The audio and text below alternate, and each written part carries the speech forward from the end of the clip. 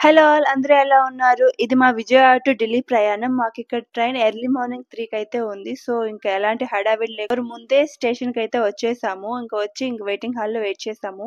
ఆ తర్వాత ఎగ్జాక్ట్‌గా 3కైతే మేము వెళ్ళాల్సిన ట్రైన్ అయితే వచ్చేసింది. మేమిక్కడ 2 టైర్ ఏసీ బుక్ చేసుకున్నాము. ఇక మా ట్రైన్ 3కి ఉండడం వల్ల ఇక అస్సలు నిద్ర లేదు. ఇంక ట్రైన్ ఎక్కంగానే నిద్రపోయాను. మార్నింగ్ లేచేసరికి ఎగ్జాక్ట్‌గా 3 అయితే ఉంది. ఆ టైంకి ట్రైన్ ఎగ్జాక్ట్‌గా తెలంగాణ స్టేట్ దాటి మహారాష్ట్ర స్టేట్‌లోకైతే ఎంటర్ అయింది.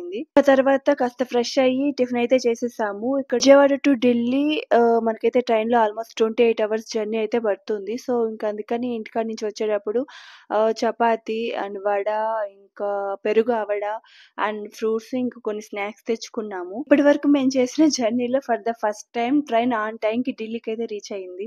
ఏదేమైనా హోమ్ టౌన్‌కెళ్ళేటప్పుడు ఉన్నంత హ్యాపీనెస్ రిటర్న్ వచ్చేటప్పుడు ఉండదు కదా! నాకు తెలిసి చాలా మంది ఇలా ఫీల్ అయ్యే ఉంటారు.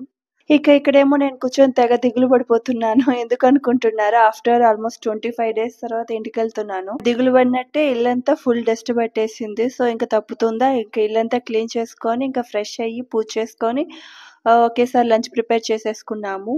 That's for today vlog. Please subscribe to my channel. Tata! Bye.